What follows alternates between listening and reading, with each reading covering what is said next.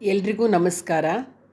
ಸನಾತನ ಋಷಿ ಪರಂಪರೆಯಲ್ಲಿ ನಾರದ ಮಹರ್ಷಿಗಳ ಬಗ್ಗೆ ಹೇಳ್ತಾ ಇದ್ದೆ. ಉಳಿದ ವಿಷಯಗಳನ್ನೆಲ್ಲ ಇವತ್ತು ನಾನು ನಾರದ ಮಹರ್ಷಿಗಳ ಬಗ್ಗೆ ತಿಳಿಸ್ಕೊಡ್ತೀನಿ. ಒಂದು ಸಲ ನಾರದ ಮಹರ್ಷಿಗಳು ಗಂಗಾ ನದಿಯಲ್ಲಿ ಸ್ನಾನ ಮಾಡಿಕೊಂಡು ಬರ್ತಾರೆ. ಧ್ಯಾನಕ್ಕೆ ಕೂತ್ಕೊಂಡಾಗ ಒಂದು ಆಮೆ ಬಂದು ನಾರದನ ಪಕ್ಕದಲ್ಲಿ ನಿಂತ್ಕೊಳ್ಳುತ್ತೆ. ಅದರ ಗಾತ್ರ ಬಹಳ ಉದ್ದವಾಗಿ ದೊಡ್ಡದಾಗಿ ಇತ್ತು. ಅದನ್ನು ನೋಡಿದಾಗ ಅದರ ಮೈ ನೇವರಿಸ್ತಾ, ಹೇ ಕೂರ್ಮರಾಜ, ನೀನಿಷ್ಟು ಅದೃಷ್ಟವಂತನಪ್ಪ. ಈ ಜಗತ್ತಿನ ಆಗುಹೋಗುಗಳ ವಿಷಯವಾಗಿ ನಿನಗೆ ಸಂಬಂಧವೇ ಇಲ್ಲತ್ತರ ಇದೆಯಾ, ನೀನು ಸುಖವಾಗಿದೆಯಾ ನೀರಿನಲ್ಲಿ, ನೀನೇ ಪರಮಧನ್ಯ, ನಿಂಗೆ ಸುಖನೂ ಇಲ್ಲ ದುಃಖನೂ ಇಲ್ಲ ಅಂತ ಹೇಳ್ತಾನೆ. ಆಗ ನಾರದನ ಮಾತು ಕೇಳಿ ಆ ಕೂರ್ಮ ಹೇಳುತ್ತೆ, ಹೇ ಮಹರ್ಷಿ, ನನ್ನನ್ನು ಯಾಕೆ ಹೊಗಳ್ತಾ ಇದೆಯಾ? ನಾ ಸುಖದಿಂದಿರಬೇಕು ಅಂತಂದರೆ ಈ ಗಂಗಾಜಲದ ಆಶ್ರಯದಿಂದಲೇ ಅಲ್ವೇ? ಈ ನೀರಿನ ಆಧಾರವೇ ಇಲ್ಲದಿದ್ದರೆ ನನ್ನ ಗತಿ ಏನಾಗ್ತಿತ್ತು ಹೇಳು? ಆದ್ದರಿಂದ ನನ್ನ ಶಾಂತಿ ಸೌಖ್ಯಗಳಿಗೆ ನೆಲೆಬೀಡಾಗಿರ್ತಕ್ಕಂಥ ಈ ಗಂಗೆಯನ್ನೇ ನೀ ಸ್ತೋತ್ರ ಮಾಡುವಂತು. ಸರಿ ಅಂತನ್ಬಿಟ್ಟು ನಾರದರು ಗಂಗೆಯನ್ನು ಸ್ತೋತ್ರ ಮಾಡಿದ್ರು, ಸ್ತುತಿಸಿದ್ರು.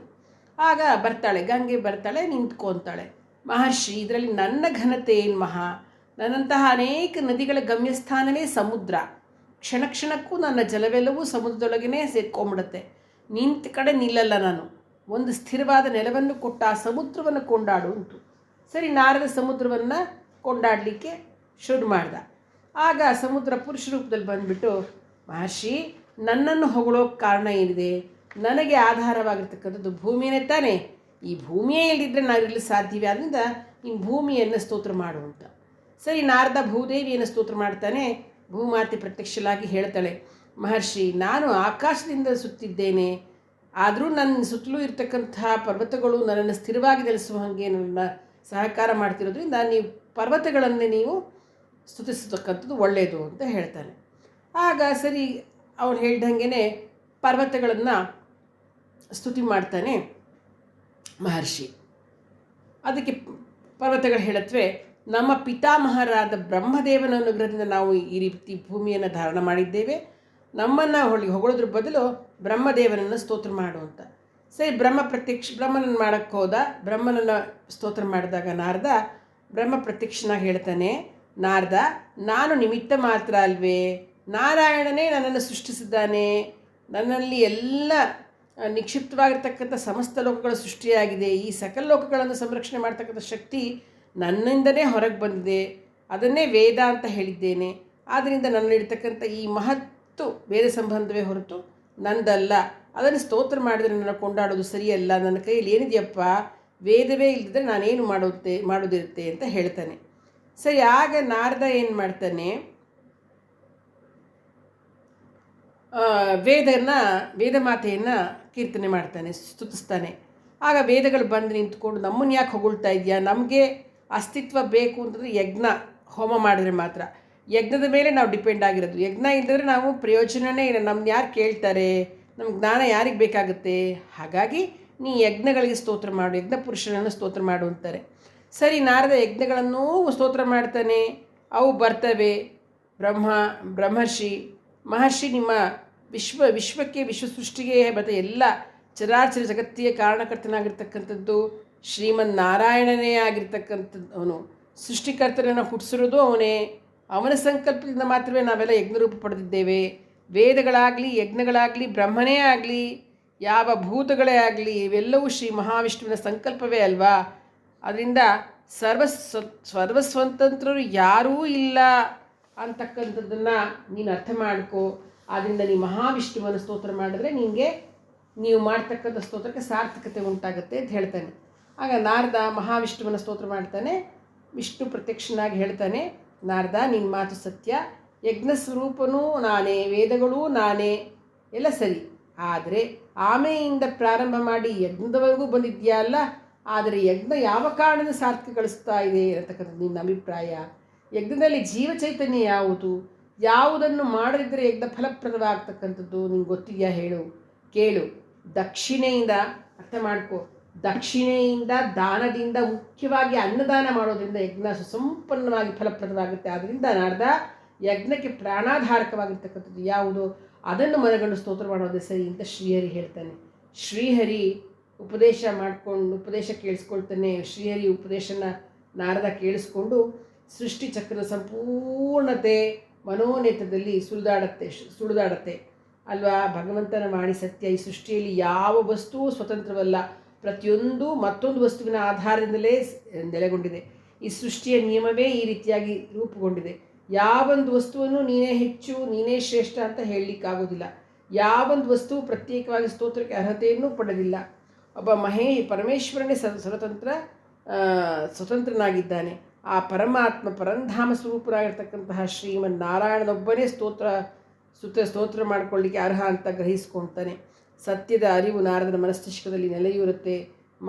ಅವನಿಗೆ ಮನಸ್ಸು ಸಮಾಧಾನ ಆಗತ್ತೆ. ಈ ರೀತಿಯಾಗಿ ನಾರದ ಮಹರ್ಷಿಗೆ ಜ್ಞಾನ ಹೆಂಗೆ ವೃದ್ಧಿಯಾಗ್ತಾ ಹೋಗುತ್ತೆ ತಮ್ಮ ಒಂದು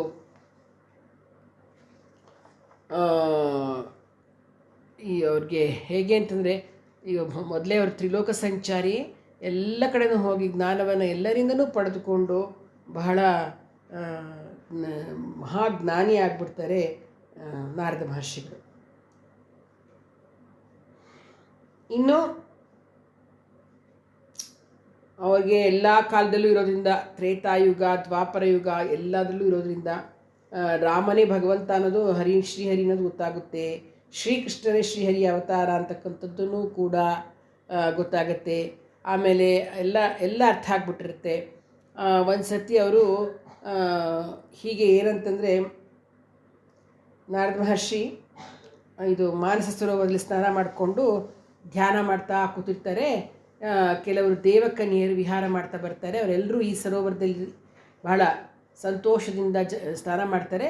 ಮಹರ್ಷಿಯನ್ನು ನೋಡಲೇ ಇಲ್ಲ, ನಮಸ್ಕರಿಸಲೂ ಇಲ್ಲ, ನಿರ್ಲಕ್ಷ್ಯದಿಂದ ಹೋಗ್ತಾ ಇರ್ತಾರೆ. ಅವರಲ್ಲಿ ಒಬ್ಬ ಅಪ್ಸರಸೆ ಅಲ್ಲಿ ನಾರದ ಮಹರ್ಷಿ ಇದ್ದಾನೆ, ಏನಾದರೂ ಪ್ರಶ್ನೆ ಮಾಡೋಣ ಬನ್ನಿ ಅಂತ ಕೇಳಿದಾಗ ಎಲ್ಲರೂ ಕೂಡ ಮಹರ್ಷಿ ಸುತ್ತಲೂ ನಿಂತ್ಕೋತಾರೆ.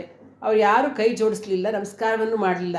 ಏನಪ್ಪ ನಾರದ, ನಿನ್ನನ್ನು ಮಹಾತ್ಮನೆಂದು ಎಲ್ಲ ಹೇಳ್ತಾರಲ್ವಾ, ನಮಗೆ ಮಹಾವಿಷ್ಣುವಿನ ದರ್ಶನ ಆಗೋ ರೀತಿಯನ್ನು ತಿಳಿಸ್ತೀಯಾ ಅಂತ ಕೇಳ್ತಾರೆ. ಅವರ ಮಾತುಗಳಲ್ಲಿ ಶ್ರದ್ಧೆ ಇಲ್ಲ, ಭಕ್ತಿ ಇಲ್ಲ, ವಿನಯ ಅಂತೂ ಇರಲೇ ಇರಲಿಲ್ಲ. ಪರಿಪ್ರಶ್ನೆಯ ಸೇವೆಯ ಎಂಬ ಗೀತೆಯ ವಚನದಂತೆ ಸಂದೇಹ ಉಂಟಾಗತಕ್ಕಂಥ ಸಮಯದಲ್ಲಿ ಮಹಾತ್ಮರ ಬಳಿಗೆ ಹೋಗಿ ನಮಸ್ಕಾರ ಮಾಡಿ ಸವಿನಯವಾಗಿ, ಪೂಜ್ಯರೇ, ನನ್ನಲ್ಲಿ ಈ ಸಂದೇಹವಿದೆ, ಇದನ್ನು ಪರಿಹರಿಸ್ತೀರಾ ಅಂತ ಕೇಳಬೇಕು. ಅದು ನಿಮ್ಮಿಂದ ಮಾತ್ರ ಸಾಧ್ಯ ಅಂತಲೂ ಹೇಳಬೇಕು. ಅದು ಸಭ್ಯತೆ. ಇವ್ರುಗಳು ನೋಡಿದ್ರೆ ಒಳ್ಳೆ ಹೇಗೆ ನಡ್ಕೊಂಡ್ರು ಬಿಹೇವಿಯರೇ ಸರಿ ಇರಲಿಲ್ಲ. ಸರಿ, ಇವ್ರುಗಳ ಅಪ್ಸರ ಸ್ತ್ರೀಯರ ಒಂದು ಸಂಸ್ಕಾರ ಸಂಪ್ರದಾಯಗಳಿಗೆ ವಿರುದ್ಧವಾಗಿದೆ ವರ್ತನೆ, ಮರ್ಯಾದೆಯೇ ಇಲ್ಲದಂತಹ ಅವರ ನಡವಳಿಕೆಯಿಂದ ನಾರದನಿಗೆ ತುಂಬ ಕೋಪ ಬರುತ್ತೆ. ವನಿತೆಯರೇ, ನಿಮ್ಮ ವಿನಯ ವಿಧೇಯತೆಗಳು ಇಲ್ಲಿಲ್ಲ, ನಿಮಗೆ ಗೊತ್ತಿಲ್ವಾ? ನಿಮಗೆ ಈ ರೀತಿ ನೀವು ನಡ್ಕೊಳ್ತಾ ಇರ್ತಕ್ಕಂಥದ್ದು ಶಿಕ್ಷೆಗೆ ಯೋಗ್ಯವಾಗಿರ್ತಕ್ಕಂಥದ್ದು. ಆದರೆ ನೀವು ಶ್ರೀಮನ್ ನಾರಾಯಣನ ನಾಮ ಉಚ್ಚರಿಸಿದ್ದಾದ್ರಿಂದ ನಿಮಗೆ ಜಪಿಸಲಿಕ್ಕೆ ಆಗ್ತಾಯಿಲ್ಲ. ಮುಂಚಿತವಾಗಿ ನಿಮ್ಮಲ್ಲಿರ್ತಕ್ಕಂಥ ಅಹಂಕಾರ ತೊಲಗಬೇಕಾಗಿದ್ದು ಅನಿವಾರ್ಯ ಅಂತ ಹೇಳಿ ಸುಮ್ಮನಾಗಿ ಹೋಗ್ಬಿಡ್ತಾನೆ. ಸ್ವಲ್ಪ ಸಮಯದ ನಂತರ ಅವನು ಅನಂತ ದ್ವಾದಶಿ ವ್ರತ ಮುಂತಾದ ಕೆಲವು ವ್ರತ ನಿಯಮಗಳನ್ನು ಮಾಡಬೇಕಾಗಿ ನಂತರ ವಿಶ್ವದರ್ಶನ ಭಾಗ್ಯ ಲಭಿಸ್ತಕ್ಕಂಥದ್ದು ಅಂತ ಹೇಳ್ತಾನೆ. ಆಗ ಸುಂದರಾಂಗಿಯರು, ಮಹರ್ಷಿ, ವ್ರತ ಮಾಡಿದ ಫಲವಾಗಿ ನಮ್ಮ ಆಸೆ ಈಡೇರಲು ಸಾಧ್ಯವೇ ಅಂತ ಕೇಳ್ತಾರೆ. ಆಗ ನಾರದ, ಈ ವ್ರತ ಮಾಡೋದ್ರಿಂದ ಕಾರ್ಯಸಿದ್ಧಿಯಾಗುವಂಥ ಒಂದು ಉಪಾಯ ಹೊಳೆಯುತ್ತೆ, ಅದನ್ನು ನೀವು ಅನುಸರಿಸಿ ಈ ಮಾನಸ ಸರೋವರ ತೀರದಲ್ಲಿ ತಪಸ್ಸು ಮಾಡ್ತಿರ್ತಕ್ಕಂತಹ ಅಷ್ಟಾವಕ್ರ ಮಹರ್ಷಿಯ ದರ್ಶನ ನಿಮಗೆ ಲಭ್ಯವಾಗುತ್ತೆ. ಅವರಿಂದ ನಿಮಗೆ ಶಾಪವೂ ಉಂಟಾಗುತ್ತೆ. ಆ ಶಾಪದ ಕಾರಣವೇ ನಿಮಗೆ ಶ್ರೀಹರಿಯ ದರ್ಶನವಾಗಲಿಕ್ಕೆ ನೆರವಾಗುತ್ತೆ. ಆ ಶಾಪ ಫಲದಿಂದಲೇ ನೀವು ಶ್ರೀಕೃಷ್ಣಾವತಾರ ಕಾಲದಲ್ಲಿ ಗೋಪಿಕೆಯರಾಗಿ ನಿಮ್ಮಲ್ಲಿರ್ತಕ್ಕಂತಹ ಅಹಂಕಾರ ಕಳಚಿ ಹೋಗುತ್ತೆ. ನಾವೇ ಸೊಗಸುಗಾತಿ ಅಂತ, ನೀವು ವಿದ್ಯಾವಂತರು ಅಂತಲೂ, ದೇವೇಂದ್ರನ ಆಶ್ರಮವಿದೆ ಅಂತಲೂ ಸೊಕ್ಕಿರ ಈ ಲಕ್ಷಣಗಳೆಲ್ಲವೂ ಆ ವಕ್ರ ಮಹರ್ಷಿಯ ಶಾಪದಿಂದಲೇ ತೊಲಗೋಕ್ಕೆ ಸಾಧ್ಯ. ಆದ್ದರಿಂದ ಈ ವ್ರತ ಮಾಡಿ ಅಂತ ಹೇಳಿ ನಾರದ ವ್ರತೋಪದೇಶ ನೀಡಿ ಕಳಿಸ್ಕೊಡ್ತಾನೆ. ಪ್ರಿಯವ್ರತವೆಂಬ ರಾಜನಿಗೆ ಅದು ಅಲ್ಲಿಗಾಯಿತು. ಇಲ್ಲಿ ಪ್ರಿಯವ್ರತ ಅಂತ ಒಬ್ಬ ರಾಜ ಇರ್ತಾನೆ. ಅವನು ಬದ್ರಿಕಾವನಲ್ಲಿ ತಪಸ್ಸು ಮಾಡ್ತಿದ್ದಾಗ ನಾರದನ ದರ್ಶನ ಆಗುತ್ತೆ. ಅವನು ಅರ್ಘ್ಯಪಾದ್ಯಾದಿ ಉಪಚಾರಗಳನ್ನ ಮಹರ್ಷಿಗಳನ್ನ ಸತ್ಕರಿಸ್ಬಿಟ್ಟು ನಮಸ್ಕಾರ ಮಾಡ್ತಾನೆ. ರಾಜನ ಮನಸ್ಸಲ್ಲಿ ಒಂದು ಪ್ರಶ್ನೆ ಉದ್ಭವವಾಗುತ್ತೆ. ಮಹರ್ಷಿ, ನೀವು ಬಹು ಹಿಂದಿನ ಕೃತಯುಗದಿಂದಲೂ ನೀವು ಇದ್ದಿದ್ದೀರ ತಾನೇ, ಆ ಯುಗ ಹೇಗಿತ್ತು, ಆ ಕೃತಯುಗದ ರಹಸ್ಯ ಏನು, ಅವನ್ನೆಲ್ಲ ವಿವರಿಸಿ ಅಂತಕ್ಕಂಥ ಒಂದು ಕೃಪೆ ಮಾಡಿ ಅಂತ ಕೇಳಿದಾಗ ನಾರದ ಮಹರ್ಷಿಗಳು ಕೃತಯುಗದ ರಹಸ್ಯಗಳನ್ನು ಎಲ್ಲ ಪೂರ್ತಿಯಾಗಿ ಹೇಳ್ತಾರೆ. ಏನಂತಂದರೆ, ನಾನು ಒಂದು ಸಲ ಹೇಳ್ತಾರೆ ನಾರದ ಮಹರ್ಷಿಗಳು, ಏನಂತಂದರೆ, ನಾವೊಂದು ಹೇಳ್ತೀನಿ ನೋಡಿ, ನಾವು ಒಂದು ಸಾರ್ತಿ ಶ್ವೇತ ದ್ವೀಪಕ್ಕೆ ಹೋಗಿದ್ದೆ. ಅದೊಂದು ಉತ್ತಮ ಲೋಕ. ಅಲ್ಲೊಂದು ಸುಂದರವಾದ ಕೆರೆ ಇತ್ತು. ಆ ಕೆರೆ ದಡದಲ್ಲಿ ಅಪರೂಪ ಸೌಂದರ್ಯ ರಾಶಿಯಾಗಿರ್ತಕ್ಕಂಥ ಒಬ್ಬ ಹೆಣ್ಣು ಮಗಳು ಕೂತಿದ್ಲು. ನಾನು ಅವಳನ್ನು ನೋಡಿ, ಅಮ್ಮ ನೀನು ಯಾರು ಅಂತ ಕೇಳಿದೆ ಅಷ್ಟೇ. ಆ ಸುಂದರಾಂಗಿ ತಕ್ಷಣವೇ ಗೊಳ್ಳಂತ ನಕ್ಬಿಟ್ಲು. ಅವಳು ನಗುವಿಂದ ಕ್ಷಣ ಮಾತ್ರದಲ್ಲಿ ನನಗಿರ್ತಕ್ಕಂಥ ತ್ರಿಕಾಲವೇದಿಯ ವಿದ್ಯೆ, ತ್ರಿಲೋಕ ಸಂಚಾರ ವಿದ್ಯೆ, ವಿಭೂತಿ ಐಶ್ವರ್ಯ ಎಲ್ಲ ಮಾಯ ಆಗೋಯ್ತು. ನನಗೆ ಭಯ ಆಗೋಯ್ತು. ಶರಣಾಗತನಾಗಿ ದೀನವದನಾದ ನನ್ನ ಮೇಲೆ ಅವಳು ಪ್ರಸನ್ನ ದೃಷ್ಟಿ ಬೀರ್ತಾಳೆ. ಆ ಕ್ಷಣದಲ್ಲಿ ಅವಳ ಶರೀರದ ದಿವ್ಯ ತೇಜಸ್ಸಿನಿಂದ ಕಂಗೊಳಿಸ್ತಕ್ಕಂಥ ಒಬ್ಬ ಪುರುಷ ಬರ್ತಾನೆ. ಆ ಮಹಾಪುರುಷನಿಂದ ಮತ್ತೊಬ್ಬ ತೇಜಸ್ವಿ ಬರ್ತಾನೆ. ಅವನ ಶರೀರದಿಂದಲೂ ಮಹಾಭಾಸಮಾನಾಗಿರ್ತಕ್ಕಂತಹ ಮತ್ತೊಬ್ಬ ಪುರುಷ ಪುಂಗವ ಬರ್ತಾನೆ. ಸ್ವಲ್ಪ ಸಮಯದಲ್ಲಿ 3 ಜನನು ಮಾಯ ಆಗ್ಬಿಡ್ತಾರೆ. ಆಗ ಆ ಸುಂದರಿ ಮಾತ್ರ ನನ್ನ ಕಣ್ಣಿಗೆ ಕಾಣಿಸ್ತಾಳೆ. ತಾಯಿ, ಯಾರು ನೀನು? ನೀ ನಕ್ಕಿದ್ದಕ್ಕೆ ಇಷ್ಟೊಂದು ನಡೀತಲ್ಲ, ಇಲ್ಲಿ ನನ್ನ ಮುಂದೆನೇ ನಡೀತಾ ಇದೆಯಲ್ಲ. ನನ್ನಲ್ಲಿದ್ದ ಸಮಸ್ತ ವಿಧಿಯೂ ಕಳೆದುಕೊಂಡ್ಬಿಟ್ಟಿದ್ದೇನೆ ನಾನು ನಿನ್ನ ನಕ್ಕಿರೋದ್ರಿಂದ. ಇನ್ನು ನಷ್ಟವಾಗಲು ನನಗೆ ಉಳಿದಾದರೂ ಏನಿದೆ, ಯಾಕೆ ಹೀಗಾಯಿತು ಅಂತ ಕೇಳಿದಾಗ, ನನಗೇನು ಹೊಳೆಯುತ್ತಿಲ್ಲವಲ್ಲ, ಕೃಪೆ ಮಾಡಿ ವಿವರಿಸು ಅಂತ ಹೇಳ್ತಾನೆ. ಆಗ ದೇವಿ, ಕುಮಾರ, ಸಾವಿತ್ರಿಯೇ ಆಗಿದ್ದೇನೆ. ನೀನು ನನ್ನ ಪ್ರಭಾವವನ್ನು ಅರಿಯಲು ಸಲುವಾಗಿ ಕ್ಷಣ ಮಾತ್ರವಲ್ಲ ನಿನ್ನ ಸಕಲ ವಿದ್ಯೆಗಳನ್ನು ಅಳಿಸಿ ಹಾಕಿದೆ. ನನ್ನ ಶರೀರದಿಂದ ಮೊದಲು ಹುಟ್ಟಿದವನು ಋಗ್ವೇದ ಸ್ವರೂಪನಾದ ಮಹಾವಿಷ್ಣು. ಅವನ ದೇಹದಿಂದ ಪ್ರಕಟನಾಗಿದ್ದ ಗಂಡವನು ಪುರುಷನು ಯಜುರ್ವೇದ ಸ್ವರೂಪನಾದ ಬ್ರಹ್ಮ. ಅವನ ಶರೀರದಿಂದ ಹುಟ್ಟಿರ್ತಕ್ಕಂಥ 3ನೇ ಮಹಾಪುರುಷ ಸಾಮವೇದ ಸ್ವರೂಪನಾದ ರುದ್ರದೇವ. ಅವರು ಮೂರು ಅಗ್ನಿಗಳನ್ನು ತಿಳ್ಕೊ. ಆದರೆ ವೇದತ್ರಯ, ಸವನತ್ರಯ, ಯಜ್ಞತ್ರಯ ಅಂತಕ್ಕಂಥ 3 ವರ್ಣಗಳು. ಅದಾಗಿರಲಿ, ನೀನೀಗ ಆ ಕೆರೆಯಲ್ಲಿ ಸ್ನಾನ ಮಾಡು ಹೋಗು ಅಂತ ಹೇಳ್ತಾಳೆ. ನಾನು ಆ ಕೆರೆಯಲ್ಲಿ ಸ್ನಾನ ಮಾಡಿದೆ. ತಕ್ಷಣವೇ ಹಿಂದಿನ ಸ್ಮೃತಿ ಲಭ್ಯ ಆಯಿತು. ಆ ನೆನಪಿನ ಶಕ್ತಿಯ ಪರಮಾವಧಿ ಅನಂತವಾದ 1000 ಜನ್ಮಗಳಲ್ಲಿ ನಾನು ಯಾರು, ನನ್ನ ವೃತ್ತಿ ಪ್ರವೃತ್ತಿಗಳ ಕುರಿತಾದ ವಿಷಯಗಳೆಲ್ಲ ನನಗೆ ಗೊತ್ತಾಗ್ತಾ ಶುರುವಾಯಿತು. ಹಿಂದಿನ ಜನ್ಮದಲ್ಲಿ ನಾನು ಸಾರಸ್ವತನೆಂಬ ಹೆಸರಿನ ಒಬ್ಬ ಬ್ರಾಹ್ಮಣನ ಮಗನಾಗಿದ್ದೆ. ಅಂದು ನಾನು ಸರ್ವಸಂಗ ಪರಿತ್ಯಾಗಿಯಾಗಿ ಈ ಪ್ರದೇಶದಲ್ಲಿಯೇ ಪರಮೇಶ್ವರನ ಕುರಿತು ತಪಸ್ಸು ಮಾಡಿದ ಕಾರಣ ಮಹಾದೇವ ಪ್ರಸನ್ನಾಗ್ತಾನೆ. ಆಗ ನಾನು ಸಾಯುಜ್ಯ ಮುಕ್ತಿಯನ್ನು ಕೋರಿದೆ. ಆಗ ಹೇಳ್ತಾನೆ, ಕಂದ, ದೇವರು ಹೇಳ್ತಾನೆ, ನಿನ್ನ ಚಿತ್ತ ಇನ್ನೂ ಪಕ್ವವಾಗಿಲ್ಲಪ್ಪ. ಒಂದಾನೊಂದು ಕಾಲದಲ್ಲಿ ನೀನು ಬ್ರಹ್ಮನ ಮಾನಸಪುತ್ರನಾಗಿ ಜನಿಸುವೆ ಅಂತ ಹೇಳಿ ಮಾಯ ಆಗ್ಬಿಡ್ತಾನೆ. ನೋಡಿ ಹೇಗೆ ಅಂತ. ಈ ರೀತಿ ಪರಮೇಶ್ವರನಿಂದ ವರ ಪಡೆದ ನಾನು ಚಿರಕಾಲ ನಂತರ ಬ್ರಹ್ಮ ಮಾನಸಪುತ್ರನಾಗಿ ಜನ್ಮವನ್ನು ತಾಳ್ದೆ. ನನಗೆ ದೇವತ್ವವು ಸಿದ್ಧಿಯಾಯಿತು, ತಪಸ್ಸಿದ್ಧಿಯನ್ನು ಗಳಿಸಿದ್ದೀನಿ ಅಂತ ನಾರದ ತನ್ನ ವೃತ್ತಾಂತವನ್ನೆಲ್ಲ ಹೇಳ್ತಾನೆ. ಕೃತಯುಗದಲ್ಲಿ ನಡೆದ ವೃತ್ತಾಂತವನ್ನು ಹೇಳಿದ ನಾರದ, ಬ್ರಹ್ಮನ ಸೃಷ್ಟಿಯ ಕಾರಣಕರ್ತನೆಂದು, ವಿಷ್ಣು ಸೃಷ್ಟಿಯ ರಕ್ಷಣೆಗೆ ಆಧಾರಭೂತ, ರುದ್ರ ಲಯಕಾರಕ, ನಾವು ಹೇಳ್ತಿದ್ರು ವೇದಗಳು ಮಾತ್ರ ಸೃಷ್ಟಿಯ ಕಾರಣವೆಂದು, ಸೃಷ್ಟಿಯಲ್ಲಿ ಸಮಸ್ತ ವಿಷಯಗಳನ್ನು ವಿಕ್ಷಿಪ್ತಗೊಳಿಸಿದ ಅರ್ಥವನ್ನು ಬೋಧನೆ ಮಾಡ್ತಕ್ಕಂಥದ್ದು, ಯಜ್ಞಾಧಿಕೃತಗಳಲ್ಲಿ ಮನುಷ್ಯರನ್ನು ಪ್ರೇರೇಪಣೆಗೊಳಿಸಿ ಈ ಸೃಷ್ಟಿಯನ್ನು ಸುಗಮ ಮಾರ್ಗದಲ್ಲಿ ನಡೆಸಲು ಕಾರ್ಯಬ್ರಹ್ಮನಾದ ಬ್ರಹ್ಮದೇವನ ಅಧಿಕಾರವಾಗಿರುತ್ತೆ. ಅವನ ಕೆಲಸವೂ ಅದೇ. ಪ್ರತಿಯೊಂದು ಜೀವಿಯೂ ವೇದ ಮಾರ್ಗದಲ್ಲಿ ನಡೆದು ಹಂತ ಹಂತವಾಗಿ ಏಳಿಗೆಯನ್ನು ಗಳಿಸಿ ಸ್ವರ್ಗಾದಿ ಸೌಖ್ಯಗಳಲ್ಲಿಯೂ ಓಲಾಡಿ ಕೊನೆಗೆ ಬ್ರಹ್ಮ ಸಾಯುಜ್ಯವನ್ನು ಹೊಂದೋದೇ ಸರಿಯಾಗಿರ್ತಕ್ಕಂಥದ್ದು. ಅದೇ ಅವನ ಗಮ್ಯಸ್ಥಾನ. ಜೀವಿಯಾಗಿರ್ತಕ್ಕಂಥವನು ಧರ್ಮ ಅಂದ್ರೇನು, ಅಧರ್ಮ ಅಂದ್ರೇನು ಅಂತಕ್ಕಂಥ ವಿವೇಚನೆಯನ್ನು ತಿಳಿದು ಪ್ರವೃತ್ತಿ ಮಾರ್ಗದಲ್ಲಿ ಸಾಕ್ತಿದ್ರು ಒಂದಾನೊಂದು ಸಮಯದಲ್ಲಿ ನಿವೃತ್ತಿ ಮಾರ್ಗದ ಪಯಣಿಸೋಕ್ಕೆ ರೆಡಿಯಾಗಿರಬೇಕು. ಅಂತಂದರೆ ನೀವು ಎಷ್ಟೇ ಕೆಲಸ ಮಾಡ್ತಾಯಿದ್ರು ನೀವು ಮೋಕ್ಷದ ಕಡೆಗೆ ನಾವು ಒಂದಲ್ಲ ಒಂದು ದಿವಸ ಹೋಗಲೇಬೇಕು ಅಂತ ಹೇಳ್ತಾನೆ. ಆಮೇಲೆ ನಾವು ನಿವೃತ್ತಿ ಮಾರ್ಗದಲ್ಲಿ ತಕ್ಷಣಕ್ಕೆ ಮನುಷ್ಯನಾಗಿ ಹುಟ್ಟಿದ ತಕ್ಷಣ ಆಗಲ್ಲ. ತುಂಬ ವರ್ಷ ಜನ್ಮಗಳು ಕಳಿಬೇಕು. ನಾವು ನಿವೃತ್ತಿ ಮಾರ್ಗದಲ್ಲಿ ನಡಿಬೇಕು ಅಂದರೆ ತುಂಬ ಜನ್ಮ ಬೇಕಾಗುತ್ತೆ. ಅಂತಹ ಮೋಕ್ಷಾಪೇಕ್ಷೆಯನ್ನು ಉಂಟು ಮಾಡ್ತಕ್ಕಂಥ ಧರ್ಮರಕ್ಷಾ ಲಕ್ಷಣವು ಶ್ರೀ ಮಹಾವಿಷ್ಣುವಿನಲ್ಲೇ ಇರುತ್ತೆ. ಅಂದರೆ ಪ್ರವೃತ್ತಿ ಮಾರ್ಗವನ್ನು ಸೂಚಿಸ್ತಕ್ಕಂಥವನು ಬ್ರಹ್ಮದೇವ. ಅಂದರೆ ಬ್ರಹ್ಮಚರ್ಯಾಶ್ರಮ, ಗೃಹಸ್ಥಾಶ್ರಮ, ಸಂಸಾರ, ಧನಾರ್ಜನೆ, ಮಡದಿ, ಮಕ್ಕಳು ಎಲ್ಲ ಸೃಷ್ಟಿಯೇ ಕಾರಣವಾಗಿರ್ತಕ್ಕಂಥ ಬೆಂಬಲ. ಧರ್ಮ ಮಾರ್ಗದಲ್ಲಿರ್ತಕ್ಕಂಥದ್ದು ಇದ್ದು ಅಧರ್ಮವನ್ನು ತುಳಿಯಕ್ಕೆ ಬೇಕಾಗಿರ್ತಕ್ಕಂಥ ಜ್ಞಾನ ಸಂಪತ್ತು, ಧರ್ಮರಕ್ಷಣೆಯ ಲಕ್ಷಣಗಳನ್ನು ಪ್ರವೃತ್ತಿಯಿಂದ ನಿವೃತ್ತಿಯತ್ತ ಮರಳಿಸ್ತಕ್ಕಂಥ ಬುದ್ಧಿಯನ್ನು ಪ್ರಚೋದನೆಗೊಳಿಸ್ತಕ್ಕಂಥವನು ವಿಷ್ಣು. ಈ ಎರಡೂ ಮಾರ್ಗಗಳತ್ತ ವೈಮುಖ್ಯತೆಯನ್ನು ನೀಡಿ ಲಯಗೊಳಿಸ್ತಕ್ಕಂಥ ಪರಶಿವ. ಧರ್ಮಸ್ವರೂಪ ವೇದ, ವಿಜ್ಞಾನ, ಯಜ್ಞಗಳಿಂದ ಲಭ್ಯವಾಗ್ತಕ್ಕಂಥ ಸತ್ಫಲವೂ ಯಜ್ಞಪುರುಷನು ಶ್ರೀ ಮಹಾವಿಷ್ಣುವೇ. ಸತ್ಕರ್ಮಗಳ ಜಗತ್ತೆಲ್ಲವೂ ವಿಷ್ಣುಮಯವೇ ಸರಿ. ಮಾನವ ಮಾತರಿಗೆ ಈ ವಿಷಯಗಳನ್ನು ತಿಳಿಪಡಿಸ್ತಕ್ಕಂತಹ ಹಾಗೂ ಇಂದಿಗೂ ತಿಳಿಪಡಿಸ್ತಕ್ಕಂಥ ವಿಷಯದಲ್ಲಿ ಮಹಾತ್ಮರೆಲ್ಲರೂ ಗುರುಸ್ವರೂಪರೇ ಆಗಿದ್ದಾರೆ. ಸಕಲ ಮಹರ್ಷಿಗಳು ಮಾನವರಿಗೆ ತಂದೆಯ ಸಮಾನರೇ ಆಗಿದ್ದಾರೆ. ಋಷಿ ಸಂತಾನವಲ್ಲ ಎಂಬ ಮಾತೇ ಇರಲಾರದು.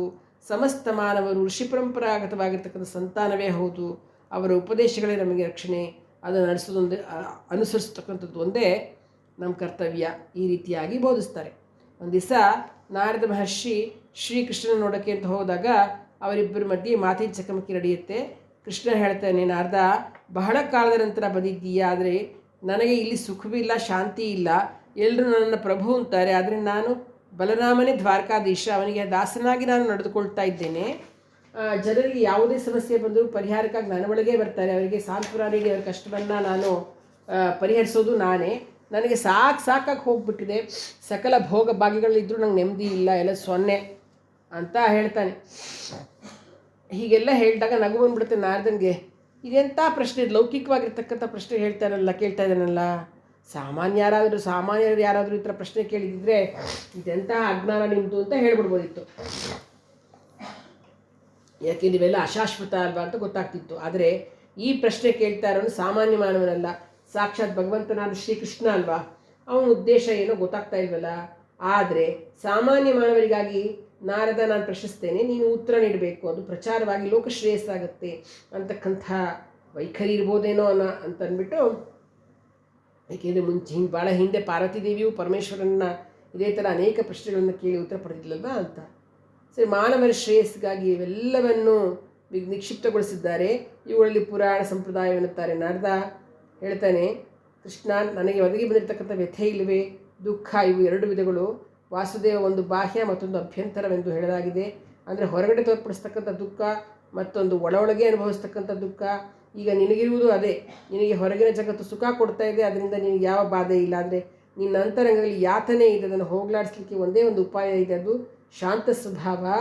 ಶಾಂತಿಯಿಂದಲೇ ಸಕಲ ಸೌಖ್ಯಗಳು ನಿಂದಾಗುತ್ತೆ. ಶಾಂತಿಯನ್ನು ಭದ್ರಪಡಿಸ್ಕೋಬೇಕು ಅನ್ನೋದು, ಅನ್ನದಾನ ಮಾಡೋದು, ಎರಡನ್ನೂ ಅನುಸರಿಸು. ಎಲ್ಲ ಜನರಲ್ಲಿಯೂ ಅವರ ಯೋಗ್ಯತೆಯನ್ನು ಗಮನಿಸದೆ ಸಮದೃಷ್ಟಿಯಿಂದ ಕಾಣು. ಮೃದು ವಚನಗಳಿಂದಲೇ ಮಾತನಾಡು. ಗೌರವನೀಯರನ್ನು ಪೂಜೆ ಸ್ಥಾನದಲ್ಲಿ ಕೂಡಿಸಿಕೊಂಡು ಸತ್ಕರಿಸು ಅಂತ ಎಲ್ಲವನ್ನ ಹೇಳ್ತಾನೆ ನಾರದ.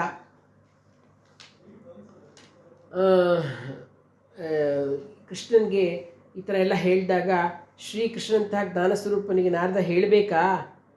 ಅವನಿಗೇನು ಗೊತ್ತಿಲ್ವ ಕೃಷ್ಣನಿಗೆ? ಲೋಕವನ್ನು ಅನುಗ್ರಹಿಸಲಿಕ್ಕೆ ಈ ಪ್ರಶ್ನೆ ಕೇಳಿದ್ದಾನೆ, ಎಲ್ಲರಿಗೂ ಗೊತ್ತಾಗಲಿ ಅಂತ, ನಾರದನ ಮೂಲಕ ಎಲ್ಲ ಗೊತ್ತಾಗಲಿ ಅಂತ ಹೇಳಿ ಕೃಷ್ಣ ಕೇಳಿದಷ್ಟೇ. ಆ ಸಮಯದಲ್ಲಿದ್ದ ಉಗ್ರಸೇನ ಬಂದು, ಶ್ರೀಕೃಷ್ಣ, ನಾರದನು ಬಂದನೆಂದರೆ ಸಾಕು, ವಿವಿಧ ಉಪಚಾರಗಳನ್ನು ಸನ್ಮಾನಿಸ್ತೀಯಾ, ಪಾದಪೂಜೆಯನ್ನು ಮಾಡ್ತೀಯಾ, ಅವನ ಪಾದಗಳಲ್ಲಿ ನಮಸ್ಕರಿಸ್ತೀಯ, ಅಂತಹ ಮಹತ್ವನಲ್ಲಿ ಏನಿದೆ ಅಂತ ಕೇಳಿದಾಗ ಶ್ರೀಕೃಷ್ಣ ಹೇಳ್ತಾನೆ, ತಾತ, ನಾನು ಗೌರವಿಸಲು ಅರ್ಹತೆಯುಳ್ಳ ವ್ಯಕ್ತಿ ಅಂತಂದರೆ ಈ ನಾರದ. ಕಾರಣವೇನೆಂದರೆ ಇವರಲ್ಲಿ ನಾನು ಎಂಬ ಅಹಂಕಾರ ಇಲ್ಲ, ಕರ್ತವ್ಯ ಮಾಡಲಿಕ್ಕೆ ಒಂದು ಕಾರಣವೂ ಅಗತ್ಯವಿಲ್ಲ, ನಾನು ಮಾಡಿದೆ ಅಂತಕ್ಕಂಥ ಭಾವನೆಯೂ ಅವನಲ್ಲಿಲ್ಲ, ತನ್ನಲ್ಲಿ ಅಹಂಭಾವವಿಲ್ಲದ ಕಾರಣ ತಾನೂ ದುಃಖಿಸುವುದಿಲ್ಲ, ಇತರರಿಗೂ ದುಃಖ ಕೊಡೋದಿಲ್ಲ, ಇತರರಿಂದ ಗೌರವ ಆದರಣೆಗಳು ಲಭ್ಯವಾಗ್ತಿದೆಯೇ ಎಂಬ ಪ್ರತೀಕ್ಷೆಯೂ ಇಲ್ಲದ ನಿಸ್ಪೃಹತೆ ಉಳ್ಳವನು. ನಾರದನೇಕಿನ ಅಪ್ಸರಸೆಯನ್ನು ಶಪಿಸ್ತಾನೆ ಅಂತಕ್ಕಂಥ ಶಂಕೆ ಉಂಟಾಗ್ಬೋದು, ಆದರೆ ಶಾಪ ಅಲ್ಲ ಅದು. ಅವರ ಪಾಲಿಗೆ ಅದೊಂದು ವರ. ಮಹರ್ಷಿಗಳು ಹಾಗೂ ಜ್ಞಾನಿಗಳು ಶಾಪ ಕೊಟ್ಟರು, ಶಿಕ್ಷೆ ನೀಡಿದ್ರು, ಹಿಂಸೆ ಮಾಡಿದ್ರು, ಅವೆಲ್ಲ ಅವ್ರ ಶ್ರೇಯಸ್ಸಿಗಾಗಿಯೇ ಹೊರತು ಬೇರೆ ಏನಕ್ಕೂ ಅಲ್ಲ. ಬ್ರಹ್ಮದೇವನ ಅಂಶೆಯಿಂದ ಜನಿಸಿದ ಕಾರಣ ವೇದ ಧರ್ಮಗಳನ್ನು ಅನುಸರಿಸಿ ನಡೆಯುತ್ತಿರ್ತಕ್ಕಂತಹ ನಾರದ ಜಗತ್ಪೂಜ್ಯನಾಗಿದ್ದಾನೆ. ಅಂತಹ ಮಹಾತ್ಮ ನಮಗೂ ಪೂಜ್ಯ ಅಲ್ವಾ. ಅವನ ವರ್ತನೆಯಲ್ಲಿ ಯಾವತ್ತೂ ಅಸಭ್ಯತೆ ಇರೋದಿಲ್ಲ, ಯಾವ ವಸ್ತುವಿನಲ್ಲಿಯೂ ಅಪ್ರೀತಿನೇ ಇಲ್ಲ, ಅಲ್ಲಿ ಎಲ್ಲದರಲ್ಲೂ ಪ್ರೀತಿ. ಅವನಿಗೆ ಕೋಪ, ಚಾಂಚಲ್ಯ, ಭಯ ಯಾವ ಲಕ್ಷಣಗಳೂ ಇಲ್ಲ. ಇದು ನಾರದ ಮಹರ್ಷಿಯ ವಿಶೇಷತೆ ಅಂತ ಹೇಳ್ಬೋದು. ಒಂದು ಕಾರ್ಯವನ್ನು ಸರಿಯಾಗಿ ಗ್ರಹಿಸಿ ಕರ್ತವ್ಯವನ್ನು ಅರಿತು ಮಾಡ್ತಾನೆ, ಆ ಕ್ಷಣದಲ್ಲಿ ಮರಿತಾನೆ. ನಂತರ ತನ್ನ ಮನಸ್ಸಿನಲ್ಲಿ ಆ ವಿಷಯ ಕುರಿತು ಯೋಚಿಸೋದೂ ಇಲ್ಲ. ಆ ಕೆಲಸ ಲೋಕೋದ್ಧಾರಕ್ಕೆ ಆಗುವ ಕಾರ್ಯವಾಗಲಿ, ಮಹಾವಿಶೇಷವಾದ ಕಾರ್ಯವೇ ಆಗಲಿ, ನಾನು ಮಾಡಿದೆ ಅಂತಕ್ಕಂಥ ನೆನಪು ಕೂಡ ಅವನಿಗೆ ಇರೋದಿಲ್ಲ ಅಂತ ನಾರದನ ಬಗ್ಗೆ ಹೇಳಿದಾಗ, ಈ ರೀತಿ ಕೃಷ್ಣ ಪರಮಾತ್ಮ ನಾರದ ಮಹರ್ಷಿಯ ಮಹತ್ವವನ್ನು ತಿಳಿಸಿದಾಗ ಎಲ್ರಿಗೂ ಸಂತೋಷ ಆಗುತ್ತೆ. ಎಲ್ಲರೂ ನಾರದನನ್ನು ನಮಸ್ಕರಿಸ್ತಾನೆ. ಒಂದು ದಿವಸ ಸಮಂಗನೆಂಬ ಮಹರ್ಷಿ ತಪಸ್ಸು ಮಾಡ್ತಿರ್ತಾನೆ. ಅವನು ನಾರದ ಶಾಂತ ಸ್ವಭಾವ ಉಳ್ಳವನು. ಅವನು ಆ ಮಹರ್ಷಿಯ ಆಶ್ರಮಕ್ಕೆ ನಾರದ ಬರ್ತಾನೆ. ಬಂದು, ಸಮಂಗ ಮಹರ್ಷಿ, ನಿನ್ನಲ್ಲಿ ಶೋಕವಿಲ್ಲ, ಮೋಹವಿಲ್ಲ, ಸತತವೂ ಸಂತೋಷದಿಂದಲೇ ಹೇಗೆ ಸಾಧ್ಯಪ್ಪ? ನಿನಗೆ ಬಹಳ ಸಹನೆ ಇದೆ, ಉದ್ವೇಗ ಅಂತಕ್ಕಂಥದ್ದು ನಿನ್ನಲ್ಲಿ ಇಲ್ಲ. ಇಂತಹ ಪ್ರಶಾಂತತೆ ಹೊಂದಿರಲಿಕ್ಕೆ ಕಾರಣ ಏನು ಅಂತ ಕೇಳ್ತಾನೆ. ನಾರದನ ಮಾತಿಗೆ ಬದಲಾಗಿ ಸಮಂಗ ಹೇಳ್ತಾನೆ, ಪೂಜ್ಯ, ಮಾನವರ ಭೂತ ಭವಿಷ್ಯ ವರ್ತಮಾನಗಳ ಕುರಿತು ನಾನು ಚೆನ್ನಾಗಿ ತಿಳಿದುಕೊಂಡಿದ್ದೇನೆ. ನನ್ನ ತಪೋಬಲದಿಂದ ಪ್ರಾಣಿ ತತ್ವವು ಹಾಗೂ ಜೀವಿಗಳ ಲಕ್ಷಣಗಳು ನನಗೆ ಮನದಟ್ಟಾಗಿವೆ. ಅವರವರ ಹಿಂದಿನ ಅಥವಾ ಇಂದಿನ ಕರ್ಮಾನುಸಾರ ಸುಖ ದುಃಖಗಳೆಂಬ ಫಲಗಳು ಸಿದ್ಧಿಯಾಗುತ್ತೆ. ಜೀವಿಯು ಮಾಡುವ ಕರ್ಮವನ್ನು ನಿರ್ಣಯಿಸಿ ಇವರ ಕರ್ಮಕ್ಕೆ ಇಂಥದೇ ಫಲವನ್ನು ಕೊಡಬೇಕು ಅಂತ ನಿರ್ಣಯ ಮಾಡುವುದು ಮಹಾಶಕ್ತಿ ಅಂದರೆ ವಿಧಿ ಕೆಲಸ. ಮಾನವರು ಸುಖ ಬಂದಾಗ ಉಬ್ಬಿ ಹೋಗ್ತಾರೆ, ದುಃಖ ಬಂದಾಗ ಕುಗ್ಗಿ ಹೋಗ್ತಾರೆ. ನಾನಾದ ಸುಖ ದುಃಖಗಳ ತಾರತಮ್ಯವನ್ನೇ ತಿಳಿದಿಲ್ಲ. ಈ ಕಾರಣದಿಂದ ನನ್ನಲ್ಲಿ ಶಾಂತಿ ನೆಲೆಸಿದೆ. ಅರ್ಥಕಾಮಗಳನ್ನು ದೂರ ತರಿಸ್ಬಿಟ್ಟಿದ್ದೀನಿ. ಆಸೆ ವ್ಯಾಮೋಹಗಳನ್ನು ಕಳಚಿ ಹಾಕಿಬಿಟ್ಟಿದ್ದೇನೆ. ಅಮೃತಾಪಾನ ಮಾಡಿದವರಿಗೆ ಸಾವಿನ ಭಯ ಇರಲಿಕ್ಕೆ ಸಾಧ್ಯವೇ? ಮಹರ್ಷಿಯ ದರ್ಶನದಿಂದ ನಾನು ಕೃತಾರ್ಥನಾಗಿದ್ದೇನೆ, ನನ್ನನ್ನು ಆಶೀರ್ವದಿಸು ಅಂದಾಗ ಸಮಂಗ ನೀನು ಮಹಾಜ್ಞಾನಿಯಪ್ಪ ಅಂತ ಹೇಳಿ ಆಶೀರ್ವಾದ ಮಾಡಿ ಹೊರಟು ಬಿಡ್ತಾನೆ. ಒಂದು ಸರ್ತಿ ಗಾಲವ ಅಂತ ಒಬ್ಬ ಮುನೀಂದ್ರ ಇರ್ತಾನೆ. ಅವನು ನಾರದ ಮಹರ್ಷಿಗಳ ಹತ್ರ ಬಂದ್ಬಿಟ್ಟು, ಮಹಾತ್ಮ, ಜ್ಞಾನ ಪ್ರವೃತ್ತಿಯು ಲಭ್ಯವಾಗೋದು ಹೇಗೆ ಅಂತ ಕೇಳ್ತಾನೆ. ಆಶ್ರಮ ಧರ್ಮಗಳಲ್ಲಿ ಗೃಹಸ್ಥ ಸನ್ಯಾಸ ಯಾವುದು ಶ್ರೇಷ್ಠ? ನೀನು ಅನೇಕ ಶಾಸ್ತ್ರಗಳನ್ನು ಓದಿದೆಯಲ್ಲ, ಉತ್ತಮವಾದ ಒಂದೇ ಒಂದು ಮಾರ್ಗವನ್ನು ನನಗೆ ತೋರಿಸು ಅಂತ ಕೇಳಿದಾಗ ನಾರದ ಹೇಳ್ತಾನೆ, ಗಾಲವ, ಆಶ್ರಮ ಧರ್ಮಗಳು 4 ಅದು ಗೊತ್ತು ನಿಂತಾನೆ. ಅದು ನಿಜವಾಗ್ಲೂ ಹೇಳಬೇಕಂದ್ರೆ ಮೇಲ್ನೋಟಕ್ಕೆ ಪರಸ್ಪರ ವಿರುದ್ಧವಾಗಿ ಕಂಡು ಬರುತ್ತೆ, ಆದರೆ ಅದರೊಳಗೆ ಧರ್ಮ ಸೂಕ್ಷ್ಮವಾಗಿ ಗ್ರಹಿಸ್ತಕ್ಕಂಥದ್ದು ಕಷ್ಟ. ಕೇವಲ ಗುರುವಿನ ಆಶ್ರಯದಿಂದಲೇ ಅದು ನಿನಗೆ ಗೊತ್ತಾಗೋದು. ಸ್ಥೂಲವಾಗಿ ಪರಿಚಯಿಸಿದಾಗ ಧರ್ಮಗಳ ಮಧ್ಯೆ ವ್ಯತಿರೇಕ ಲಕ್ಷಣಗಳು ಗೋಚರವಾಗುತ್ತೆ. ಗೃಹಸ್ಥ ಧರ್ಮದಲ್ಲಿದ್ದವನಿಗೆ ಅಪ್ಪ ಧನ ಸಂಪಾದನೆ ಮಾಡು, ಜಾಗರೂಕತೆಯಿಂದ ಅದನ್ನು ಭದ್ರಪಡಿಸು, ಪತ್ನಿ ಪುತ್ರರನ್ನು ಚೆನ್ನಾಗಿ ನೋಡ್ಕೋ, ಬರತಕ್ಕಂಥ ಅತಿಥಿ ಅಭ್ಯಾಗತರಿಗೆ ತೃಪ್ತಿಯಿಂದ ಉಣಬಡಿಸು, ಅವರ ಸೇವೆ ಮಾಡು, ದೈವ ಕಾರ್ಯ ಮತ್ತು ಪಿತೃಕಾರ್ಯಗಳನ್ನು ಸರಿಯಾಗಿ ನಡೆಸು ಅಂತ ಹೇಳಿದ್ದಾರೆ. ಇನ್ನು ಸನ್ಯಾಸಾಶ್ರಮದಲ್ಲಿದ್ದರೆ ಪೂಜ್ಯನೇ, ನೀನು ಹಣದ ಬಗ್ಗೆ ಮಾತಾಡಬೇಡ, ಅದನ್ನು ನಿನ್ನ ಮನಸ್ಸಿನಲ್ಲಿಯೂ ಸ್ಮರಿಸಬಾರ್ದು ಅಂತಿದ್ದಾರೆ. ವಸ್ತು ಒಂದೇ ಆದರೆ ಆಯಾ ಧರ್ಮಗಳು ಆಯಾ ಆಶ್ರಮಗಳನ್ನು ಅನುಸರಿಸುತ್ತವೆ. ಸತ್ಯವಾಗಿ ಪರಿಶೀಲಿಸಿದ್ರೆ ಧರ್ಮದ ಲಕ್ಷಣ ಹೇಗಿರುತ್ತೆ, ಯಾವುದನ್ನು ಆಚರಿಸಿದ್ರೆ ಜೀವಾತ್ಮ ಕ್ಷೇಮವಾಗಿರುತ್ತೆ, ಅವನಿಗೆ ಶುಭದಾಯಕವಾಗಿರ್ತಕ್ಕಂಥ ಭವಿಷ್ಯ ಇದೆ, ಅದನ್ನೇ ಧರ್ಮ ಅಂತ ರುಜುವಾತು ಮಾಡಲಾಗಿದೆ. ಗಾಲವ, ಈ 4 ಆಶ್ರಮಗಳಲ್ಲಿ ಸಾಮಾನ್ಯ ಧರ್ಮಗಳು ಹಾಗೂ ವಿಶೇಷ ಧರ್ಮಗಳು ಇದೆ. ಸನ್ಯಾಸಿಯಾಗಲಿ ಸಂಸಾರವಾಗಲಿ ಆಶ್ರಯ ಕೋರಿ ಬಂದವರ ದಯೆಯಿಂದ ನೋಡಬೇಕು. ಸನ್ಯಾಸಿಯ ಅಂತರಂಗದಲ್ಲಿ ನಾನು ಮಾಡ್ತಿದ್ದೇನೆ ಅನ್ನೋ ಭಾವನೆ ಬರಬಾರ್ದು. ಅಹಂಕಾರ ಮಮಕಾರಗಳನ್ನು ಅದು ಬಿಡಲಿಕ್ಕೆ ಸಾಧನೆ ಮಾಡಬೇಕು. ಸಂಸಾರಿ ಪುಣ್ಯ ಕಾರ್ಯಗಳನ್ನು ಮಾಡೋದು ಬಹಳಷ್ಟು ಮುಖ್ಯ. ಆದ್ದರಿಂದ ದೂರ ಸರಿಯಕ್ಕೆ ನೆಪಗಳನ್ನು ಒಡ್ಡಬಾರದು. ಎಲ್ಲ ಸಂದರ್ಭಗಳಲ್ಲಿ ಕೂಡ ಸಜ್ಜನ ಸಾಂಗತ್ಯವನ್ನೇ ಕೋರಬೇಕು. ದೇವತಾ ಪೂಜೆ ಅವಶ್ಯವಾಗಿ ಮಾಡಬೇಕಾದ್ದೇ. ಅತಿಥಿ ಸತ್ಕಾರವು ಮಾಡಲೇಬೇಕಾದ ಕಾರ್ಯ. ಅಹಂಕಾರವನ್ನು ಕಡ್ಡಾಯವಾಗಿ ಮಾಡಬಾರ್ದು. ಅಹಂಕಾರವನ್ನು ಕಡ್ಡಾಯವಾಗಿ ಬಿಟ್ಬಿಡಬೇಕು. ಎಂದೆಂದಿಗೂ ಸತ್ಯವನ್ನು ನುಡಿಲೇಬೇಕು, ಅದೇ ಧರ್ಮ. ಯಾವುದೇ ಅಡಚಣೆ ಬಂದರೂ ಈ ಸೂತ್ರಗಳನ್ನು ಬಿಟ್ಟು ವರ್ತಿಸಬಾರದು. ಈ ರೀತಿ ನಾರದ ಗಾಲವನಿಗೆ ಉಪದೇಶ ಮಾಡ್ತಾನೆ. ನಾರದ ದ್ವಾರಕೆಯಲ್ಲಿದ್ದಾಗ ಅವನ ಹತ್ರ ಒಂದಿಷ್ಟು ಬ್ರಾಹ್ಮಣರು ಬರ್ತಾರೆ. ಅವರು ನಾರದ ಮಹರ್ಷಿಗಳಿಗೆ ಅರ್ಘ್ಯಪಾದ್ಯಾದಿ ಉಪಚಾರಗಳನ್ನು ಕೊಟ್ಟು ಸತ್ಕರಿಸಿ ಪಾತ್ಪೂಜೆಯನ್ನು ಮಾಡ್ತಾರೆ. ಇದನ್ನು ನೋಡ್ತಿದ್ದ ಶ್ರೀಕೃಷ್ಣ ಪರಮಾತ್ಮ, ನಾರದ ನೀನೇ ಜಗತ್ಪೂಜ್ಯ, ಹಾಗಿದ್ದಾಗ ಮಹಾತ್ಮನಾದ ನೀನು ಈ ಬ್ರಾಹ್ಮಣರನ್ನು ಪೂಜಿಸೋದೇಕೆ ಅಂತ ಪ್ರಶ್ನೆ ಮಾಡ್ತಾರೆ. ಏಕೆಂದರೆ ನಾರದ ಮಹರ್ಷಿ ಈ ಬ್ರಾಹ್ಮಣರನ್ನು ಪೂಜೆ ಮಾಡ್ತಿದ್ದು ನೋಡಿ, ನೀನೇ ಇಷ್ಟೊಂದು ಮಹಾತ್ಮನಾಗಿರ್ತಕ್ಕಂಥವನು ಬ್ರಾಹ್ಮಣರನ್ನು ಯಾಕೆ ಪೂಜೆ ಮಾಡ್ತಾರೆ ಅಂತ ಕೇಳಿದಾಗ ನಾರದ ಹೇಳ್ತಾನೆ, ಕೃಷ್ಣ, ಲಕ್ಷ್ಮೀನಾರಾಯಣರನ್ನು, ಇಂದ್ರವರುಣರನ್ನು, ಅಗ್ನಿದೇವನನ್ನು ಹಾಗೂ ಧರ್ಮವನ್ನು ಯಾರು ಆರಾಧಿಸುವರೋ ಅವರೆಲ್ಲರೂ ನನಗೆ ಪೂಜ್ಯರೇ ಹೌದು. ಬ್ರಹ್ಮದೇವ, ಬೃಹಸ್ಪತಿ, ಚಂದ್ರ, ಸೂರ್ಯ, ವೇದಗಳು, ರುದ್ರ, ಸ್ಕಂದ ಇವುಗಳನ್ನು ಆರಾಧಿಸೋರು ನನಗೆ ಪೂಜನೀಯರೇ ಆಗಿದ್ದಾರೆ ಅಂತ ಹೇಳ್ತಾನೆ. ಕೃಷ್ಣ, ಅವರ ಅಧಿಕಾರದಿಂದ ನನಗೆ ನಿಮಿತ್ತವಿಲ್ಲ. ಶುದ್ಧ ಚಿತ್ರರಾದ ಸಾತ್ವಿಕರೆಲ್ಲರೂ ನನಗೆ ಗೌರವನೀಯರೇ. ಭಕ್ತಿ ಅಂತಕ್ಕಂಥದ್ದು 9 ವಿಧ, ನವವಿಧ ಭಕ್ತಿ ಅಂತ ಹೇಳ್ತಾರಲ್ಲ ಅದು. ಅಂತಹ ಭಕ್ತಿ ಸೂತ್ರಗಳನ್ನು ತಿಳಿಸ್ತಕ್ಕಂಥ ಗ್ರಂಥರಾಜರೇ ನಾರದ ಭಕ್ತಿ ಸೂತ್ರಗಳು ಎಂಬ ಹೆಸರಿಂದ ವಿಖ್ಯಾತಿಗೊಂಡಿದೆ. ಈ ರೀತಿ ಎಲ್ಲ ಅಂದರೆ ಅವನು ನಾರದ 9 ರೀತಿಯ ಭಕ್ತಿಯ ಬಗ್ಗೆ ವಿವರ ಕೊಟ್ಟಿದ್ದಾರೆ. ಆಮೇಲೆ ಅದರಲ್ಲಿ ತಿಳಿಸ್ತಕ್ಕಂಥ ಗ್ರಂಥರಾಜನೇ ನಾರದ ಭಕ್ತಿ ಸೂತ್ರಗಳು ಅಂತ ಫೇಮಸ್ ಅದು. ಅದರಲ್ಲಿ ಭಕ್ತರ ಪ್ರವರ್ತನೆಯನ್ನು ವಿವರಿಸಿದ್ದಾರೆ. ಇದಲ್ಲದೆ ನಾರದ ಸ್ಮೃತಿ, ನಾರದನ ಮುಖಾರವಿಂದದಿಂದ ಪ್ರಕಟವಾಗಿರ್ತಕ್ಕಂತಹ ಜ್ಯೋತಿರ್ನಾರದ, ಬೃಹನ್ನಾರದ, ಲಘುನಾರದ ಅಂತಕ್ಕಂಥ ಗ್ರಂಥಗಳು ಇದೆ ಅಂತ ಹೇಳಿ, ಜೊತೆಗೆ ನಿರ್ಣಯ ಸಿಂಧು, ಸಂಸ್ಕಾರ ಕೌಸ್ತುಭ ಅಂತಕ್ಕಂತಹ ಕೆಲವು ಗ್ರಂಥಗಳಿದೆಯಲ್ಲ, ಅದರಿಂದ ಗೊತ್ತಾಗುತ್ತೆ. ಇನ್ನು ಈ ಬೃಹನ್ನಾರದ ಹಾಗೂ ಲಘುನಾರದ ಗ್ರಂಥಗಳನ್ನು ಇಂಗ್ಲೀಷ್ನಲ್ಲೂ ಅನುವಾದ ಮಾಡಿದ್ದಾರೆ. ಅವರಲ್ಲಿ ಆಸ್ತಿ ಭಾಗ ಮಾಡ್ತಕ್ಕಂಥ ಧರ್ಮಗಳನ್ನು ತಿಳಿಸಿದ್ದಾರೆ. ಇಂದಿಗೂ ನಾರದ ಹೇಳಿರ್ತಕ್ಕಂಥ ಧರ್ಮಗಳನ್ನೇ ಅನುಸರಿಸ್ತಾ ಇದ್ದಾರೆ. ನಾರದನಿಂದ ರಚಿಸಲಾಗಿರ್ತಕ್ಕಂಥ ಶಿಲ್ಪಶಾಸ್ತ್ರ ಅಂತಕ್ಕಂಥ ಒಂದು ಗ್ರಂಥವೂ ಇದೆ ಅಂತ ಹೇಳಿದ್ದಾರೆ. ಮೇಲೆ ಹೆಸರಿಸಲಾಗಿರ್ತಕ್ಕಂಥ ಗ್ರಂಥಗಳ ವೈವಿಧ್ಯತೆಯನ್ನು ಪರಿಶೀಲನೆ ಮಾಡಿ ನೋಡಿದಾಗ ಈ ಲೋಕದಲ್ಲಿ ನಾರದ ಮಹರ್ಷಿ ಎಷ್ಟು ಉಪಯೋಗವಾಗ್ತಕ್ಕಂತಹ ವಿಜ್ಞಾನ ಮತ್ತು ಪರಲೋಕಕ್ಕೆ ಬೇಕಾಗಿರ್ತಕ್ಕಂಥ ಪರೋಕ್ಷಗಾನ ಎಲ್ಲ ವಿದಿತವಾಗಿರುತ್ತೆ. ಆಯಿತು, ಯಾವುದೇ ವಿಷಯವಾಗಲಿ ನಾರದನಿಗೆ ತಿಳಿದಿರ್ತಕ್ಕಂಥದ್ದು ಇಲ್ಲ ಅಂತಲೇ ಇದ್ದರೆ ಅದು ಅತಿಶಯೋಕ್ತಿ ಆಗಲಾರದು. ಇಹ ಪರ ಸಾಧನೆಗೆ ಅಗತ್ಯವಾದ ಸಾಧನಗಳೆಲ್ಲವೂ ಕೂಡ ನಾರದ ಮಹರ್ಷಿಯಿಂದ ನಮಗೆ ಕೊಡಲ್ಪಟ್ಟಿದೆ. ಇನ್ನು ಗ್ರಾಮ ನಿರ್ಮಾಣ, ಶಿಲ್ಪಶಾಸ್ತ್ರ ಲಕ್ಷಣಗಳು, ದಶವಿಧಗಳಲ್ಲಿ ಗ್ರಾಮ ನಿರ್ಮಾಣ ಮಾಡ್ತಕ್ಕಂಥ ವಿಧಾನವನ್ನು ತಿಳಿಸಿದ್ದಾನೆ. ಅವುಗಳೆಂದರೆ ಯಾವುದು? ಅಗ್ರಹಾರ ಗ್ರಾಮ, ವಾಸವ ಗ್ರಾಮ, ಸಂಕೀರ್ಣ ಗ್ರಾಮ, ಮಂಗಳ ಗ್ರಾಮ, ಶುಭ ಗ್ರಾಮ. ಅಷ್ಟೇ ಅಲ್ಲದೆ ದ್ರೋಣಕ, ಪ್ರಸ್ತರ, ನಿಗಮ, ಪಟ್ಟಣ, ಸರತೋಭದ್ರ, ಕಾರ್ಮುಕ, ಪುರಂದರ ಮುಂತಾದ 14 ವಿಧಗಳಾದ ನಗರ ನಿರ್ಮಾಣ ವಿಧಾನಗಳನ್ನು ರಚಿಸಿದ್ದಾರೆ. ಸಂಗೀತಶಾಸ್ತ್ರ ನಾರದನ ಸ್ವತ್ತು. ಸಂಗೀತದಲ್ಲಿ ಪ್ರಾವೀಣ್ಯತೆ ಗಳಿಸಬೇಕು ಅಂತಂದರೆ ನಾರದ ಮಹರ್ಷಿಯನ್ನೇ ಆರಾಧಿಸ್ತಾರೆ. ಈ ರೀತಿಯಾಗಿ ನಾರದ ಮಹರ್ಷಿ ಚರಿತ್ರೆ ಬಹಳ ಅಪಾರವಾಗಿದೆ. ಈಗ ನಾವು ತಿಳಿದುಕೊಂಡು ಸ್ವಲ್ಪ ಅಂತಲೇ ಹೇಳ್ಬೋದು. ನಮ್ಮಂತಹ ಸಾಮಾನ್ಯರಿಗೆ ನಾರದ ಮಹರ್ಷಿಯ ಮಹಿಮೆ ಊಹೆ ಮಾಡಲಿಕ್ಕೂ ಆಗಲ್ಲ. ಬೇಕಾದಷ್ಟು ತಿಳಿಲಿಕ್ಕೆ ನಾರದರ ಬಗ್ಗೆ ಇದೆ ಅಂತಲೇ ಹೇಳಬಹುದು. ಎಲ್ರಿಗೂ ಒಳ್ಳೆಯದಾಗಲಿ. ಧನ್ಯವಾದಗಳು.